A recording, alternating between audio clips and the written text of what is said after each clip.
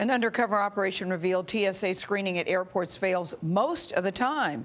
Investigators found that screeners miss test weapons and bombs at baggage checkpoints more often than not. Kris Van Cleave is at Reagan National Airport, that's right outside Washington, D.C., with how the TSA is now responding. Kris, good morning. Well, good morning. This latest round of checkpoint failures follows similar results that were actually a little bit worse a couple of years ago, and that prompted a system-wide retraining of TSA officers to try to improve performance. That appears to not have really worked out. Now, the House Homeland Security Committee decided to open yesterday's hearing to the public because these findings are so urgent.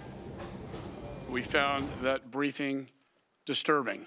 That's how Republican Mike McCall, the chair of the House Homeland Security Committee, opened the hearing. In that classified briefing, members learned DHS investigators found more than 70% of the time undercover officers were able to get through TSA checkpoints with mock knives, guns, and explosives. Just 2 years ago, testing found a 95% failure rate.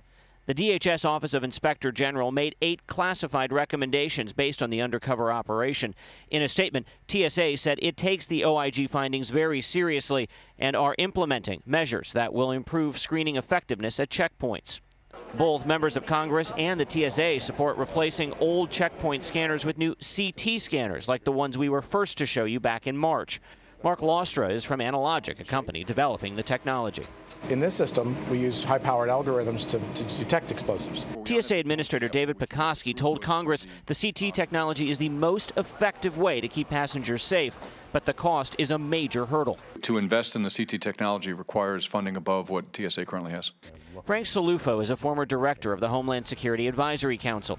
He says as long as terrorists target airports, the TSA cannot be complacent. They're looking for vulnerabilities that can be exploited, and we need to make sure that we can push that as far as we can to minimize the risk.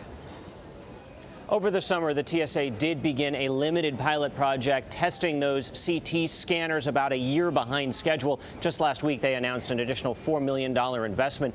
But the airlines really would like to see this technology in place. American has offered to buy some of these scanners for the TSA to speed up the limited deployment. Charlie? Thanks, Kris.